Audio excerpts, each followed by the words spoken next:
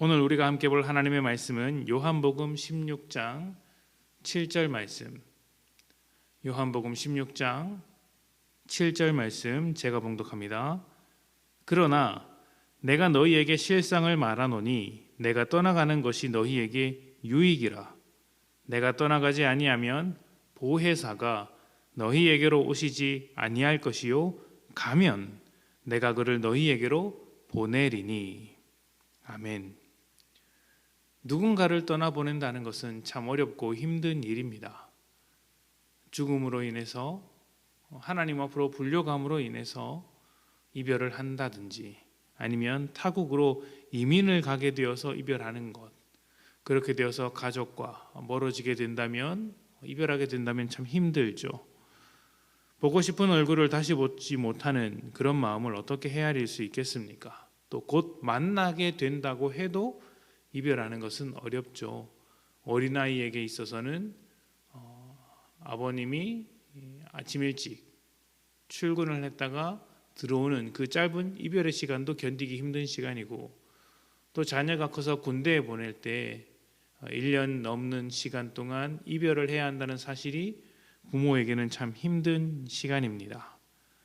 또 목회자가 있음에도 불구하고 목회자가 사역을 최선을 다해서 하고 있음에도 불구하고 여러 가지 사정에 의해서 성도들과 이별을 하게 된다면 그건 역시 참 힘든 일이죠.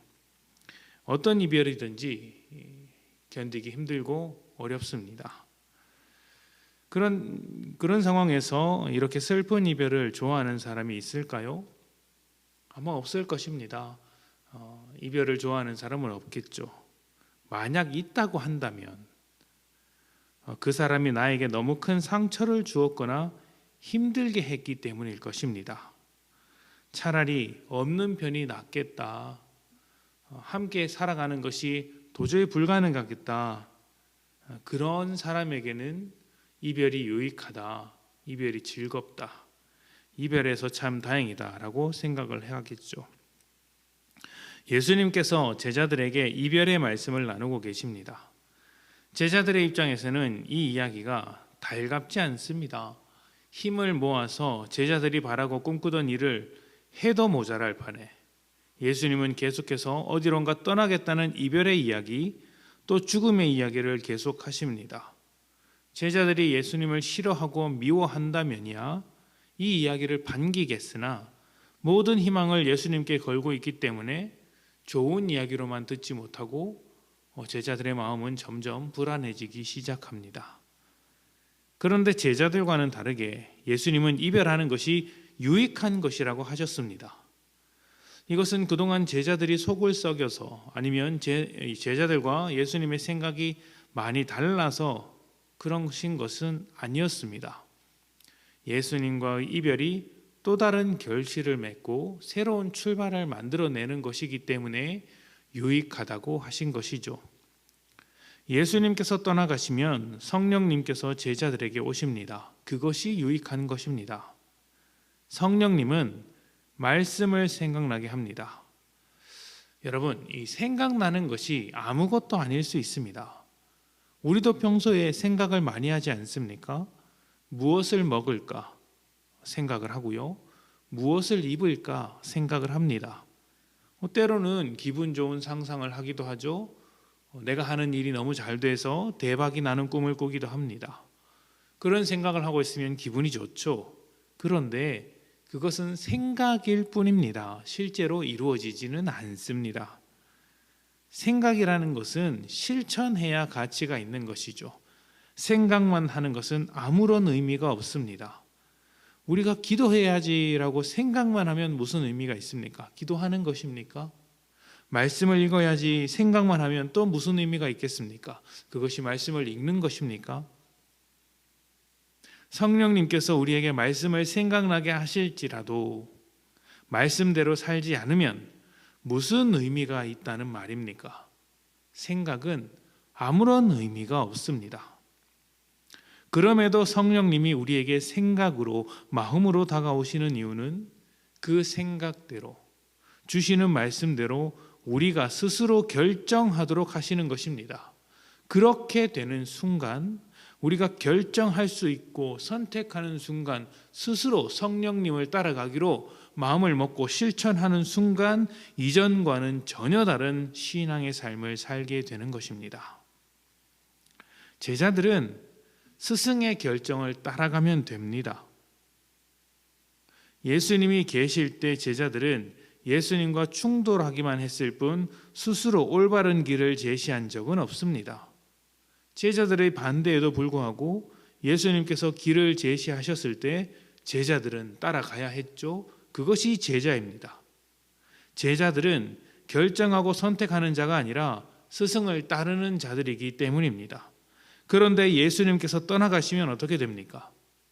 이제 그 선택과 결정을 스스로 해야 합니다. 예수님께서 하신 결정을 따라 자기 삶에서 스스로 선택하고 결정해야 하는 것이죠. 이것이 예수님께서 떠나가시는 이유입니다. 스승이 떠나가면 제자들은 결정합니다. 스승의 길을 따라 살 것인가? 아니면 그냥 이전과 같이 살 것인가? 예수님은 그들이 예수님의 길을 스스로 선택하며 살아갈 수 있도록 성령을 보내셨고 예수님처럼 누군가의 스승이 되도록 만드셨습니다. 너희는 가서 모든 족속으로 제자를 삼아 내가 너희에게 분부한 모든 것을 가르쳐 지키게 하라. 이 지키게 하라. 이것이 중요한 것이죠. 이 말씀은 예수님께서 제자들에게 남기신 마지막 말씀입니다. 스승이신 예수님을 떠나시면 제자들은 또 다른 누군가의 스승이 됩니다. 스승이 되어서 예수님께서 하신 것처럼 복음을 그들의 제자들에게 가르쳐 주는 것이죠. 그렇게 예수님의 길을 선택하며 제자를 삼아 가르친다면 그가 성령님의 가르침을 선택하는 사람이 된 것이고 예수님의 증인이 되는 것입니다. 진정한 유익이 되는 것이죠. 더 성장한 믿음으로 살게 되는 것이고요. 이전과 전혀 다른 삶을 살아감으로써 하나님의 영광을 드러내는 복된 인생들이 되는 것이죠. 예수님의 떠나가심은 우리를 한 사람의 인격체로 대접하는 것이고 성장하는 것이며 스승이 되도록 해서 또 다른 제자를 만드는 길입니다. 그래서 우리는 성령님을 의지해서 스스로 선택하고 결정해야 합니다. 참된 신앙은 주님의 뜻대로 결정해야 하는 부담을 받아들이고 그 부담이 주는 가치를 기쁨으로 누리는 것입니다. 이것은요, 오늘 우리 삶에도 똑같이 적용되는 거예요. 하나님의 뜻을 묻고 또 말씀을 들었다면 성령님의 강한 감동이 있거나 인도하심이 있다면 그것으로 끝나는 것이 아니라 그것을 따라 살아야 하는 것이죠. 부담이 없는 것이 아닙니다. 부담이 있음에도 그 길을 따라가는 것, 스스로 선택하고 결정하는 것, 성령님께서 인도하실 때 그 길을 우리가 힘차게 나아가는 것, 이것이 참된 신앙이라고 할 수 있겠습니다. 우리에게 성령님이 계십니다. 제자들이 받았던 성령님께서 우리에게 똑같이 있습니다. 그렇다면 제자들에게 요구되었던 그 결정과 선택이 우리에게도 똑같이 요구되는 것이겠죠?